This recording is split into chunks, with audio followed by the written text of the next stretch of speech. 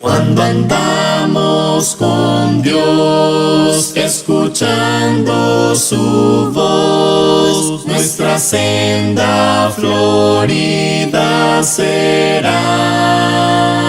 Gracias por acompañarme. Este es el número 26. Le habla el hermano Roldán Chinchilla, predicador y evangelista de la Iglesia de Cristo en Sarchí, y estamos en la lectura y comentario del Evangelio de Mateo. Estaremos leyendo del capítulo 12, del versículo 15 en adelante. Cuando Jesús supo esto, se retiró de allí. Lo siguió mucha gente y sanaba a todos. Y les encargaba rigurosamente que no lo descubriesen, para que se cumpliera lo dicho por el profeta Isaías: Este es mi siervo, a quien he escogido, mi amado, en quien se agrada mi alma. Pondré mi espíritu sobre él, y a los gentiles anunciará juicio. No contenderá ni voceará, ni nadie oirá en las calles su voz. La caña cascada no quebrará, y el pabilo que humea no apagará, hasta que haga triunfar el juicio.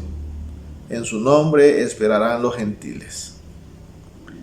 Entonces le llevaron un endemoniado, ciego y mudo, y lo sanó, de tal manera que el ciego y mudo veía y hablaba.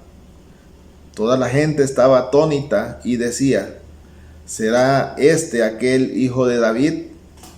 Pero los fariseos, al oírlo, decían: Este no echa fuera los demonios, sino por Belcebú, príncipe de los demonios. Sabiendo Jesús los pensamientos de ellos, les dijo: Todo reino dividido contra sí mismo es asolado, y ninguna ciudad o casa dividida contra sí misma permanecerá. Si Satanás echa fuera a Satanás, contra sí mismo está dividido. ¿Cómo pues permanecerá su reino? Y si yo echo fuera los demonios por Belcebú, ¿por quién los echan vuestros hijos? Por tanto, ellos serán vuestros jueces. Pero si yo por el Espíritu de Dios echo fuera los demonios, ciertamente ha llegado a vosotros el reino de Dios. Pues, ¿cómo puede alguno entrar en la casa del hombre fuerte y saquear sus bienes, si primero no lo ata? Entonces podrá saquear su casa.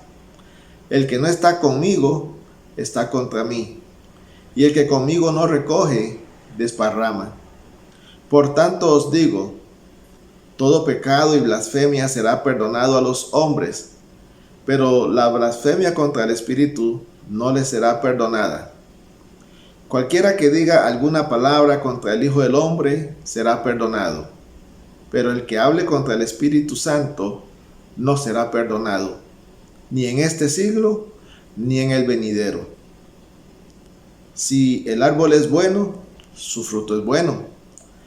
Si el árbol es malo, su fruto es malo. Porque por el fruto se conoce el árbol. Generación de víboras, ¿cómo podéis hablar lo bueno siendo malos? Porque de la abundancia del corazón habla la boca. El hombre bueno del buen tesoro del corazón saca buenas cosas, y el hombre malo del mal tesoro saca cosas malas. Pero yo os digo que de toda palabra ociosa que hablen los hombres, de ella darán cuenta en el día del juicio.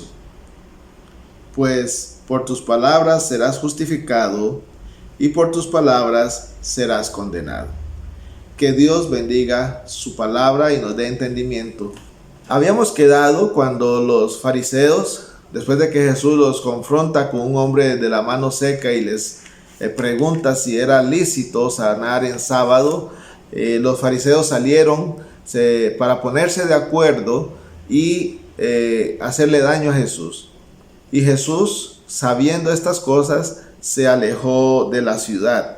Esto lo que vemos es la sabiduría de Jesús para evitar problemas, y nosotros necesitamos también aprender en ciertas situaciones mejor alejarnos antes de que las cosas se empeoren. Jesús no quería morir antes del tiempo. Por eso Jesús evitó en ese momento las circunstancias que se presentaban.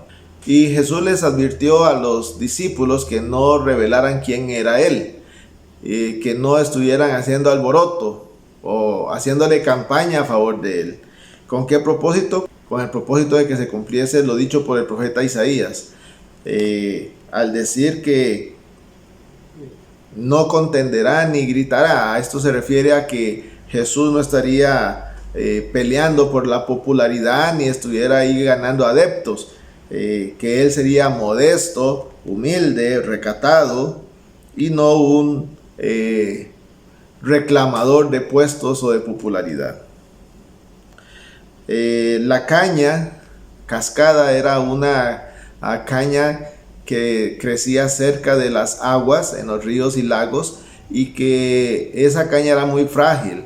La figura que utiliza el profeta aquí es de que el siervo, el Mesías, no iba a ser alguien que quebrantara los espíritus débiles.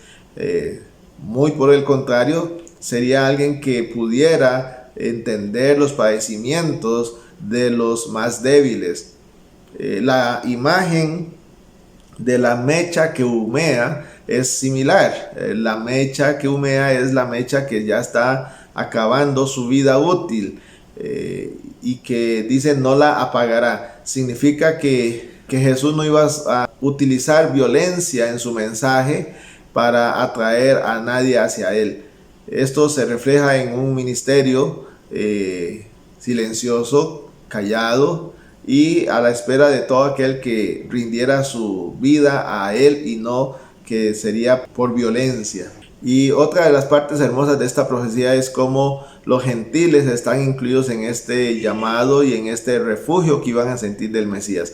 Esto es algo que los judíos nunca lograron entender, cómo el Mesías de ellos también iba a ser el Mesías de los gentiles. Sin embargo, la profecía estaba ahí y ellos nunca la lograron entender. La siguiente parte del texto nos habla acerca del endemoniado, mudo y sordo. Jesús hace ahora un milagro triple. Había hecho uno doble y ahora hace un milagro triple. Y al verlo, las multitudes decían: ¿será acaso este el hijo de David? La expresión hijo de David era una expresión utilizada que se refería al Mesías. Esta sanación se hizo ante una gran cantidad de personas, entre los cuales estaban fariseos que habían venido de Jerusalén, según nos informa más adelante Marcos. Pues querían tener vigilados a Jesús. Y ellos, al ver la profesión de fe de las personas, intervinieron diciendo que Jesús echaba al demonio por el mismo Satanás, o Belcebú en esta forma que lo llamaron, quien era el príncipe de los demonios. Pero los fariseos, hermanos, no confrontaron a Jesús de frente o cara a cara, como siempre hacen los enemigos, sino que se lo estaban cuchicheando o murmurando entre ellos y entre las personas de la multitud o de las personas que estaban ahí reunidas. No confrontaron a Jesús diciéndoles esto. Sin embargo, Jesús, conociendo lo que ellos estaban diciendo, les confronta y les presenta varios argumentos por lo cual la posición de los fariseos es absurda. Primero les dice que un reino dividido internamente no puede permanecer ni prosperar. Segundo les dice, bueno, si yo echo por Satanás a los demonios, sus hijos, quienes también supuestamente sacan demonios, ¿por quién lo hacen? Por Satanás también. De tal manera que ustedes, al acusarme a mí, están acusando a sus propios hijos. Esta era una práctica en medio de los hijos de los fariseos y sacerdotes también, quienes decían que sacaban demonios. Jesús también les dice que para poder robarle a alguien, debemos de ser más fuertes que esa otra persona. De lo contrario, no se podrá asaltar o robar. Jesús les dice que para poder sacar a un demonio, se necesita ser más fuerte que ese demonio. Por lo tanto, Jesús se está presentando como superior a los demonios, no como igual, sino como superior. Así Jesús les demuestra con estos argumentos lo ilógico de sus razonamientos. Y les dice que si ellos no están con Él, están contra Él. Y sucede hoy de la misma manera. Y entonces Jesús lanza una gran advertencia, que todo pecado y toda transgresión contra Él sería perdonada en este mundo o en este siglo y en el venidero, o sea, en la vida futura. Pero no así con aquellos que blasfemen o digan cosas malintencionadas contra el Espíritu Santo. La blasfemia contra el Espíritu Santo ha sido una de las enseñanzas más erróneas en nuestro mundo religioso actual. Muchos no entienden de qué se trata la blasfemia del Espíritu Santo. Sin embargo, Jesús nos enseña que la blasfemia contra el Espíritu Santo es atribuirle algo que el Espíritu no hace. Y viceversa. Los judíos estaban atribuyéndole a Satanás lo que el Espíritu Santo estaba haciendo. Y esto se les estaba convirtiendo en una blasfemia.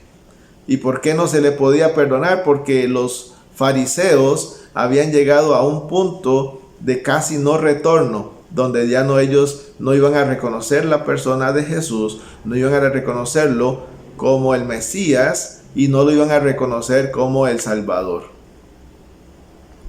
Al hacer esto, ellos estaban cerrando sus corazones a la obra del Espíritu Santo de convencerlos de sus pecados y de su condición. Así, Jesús nos enseña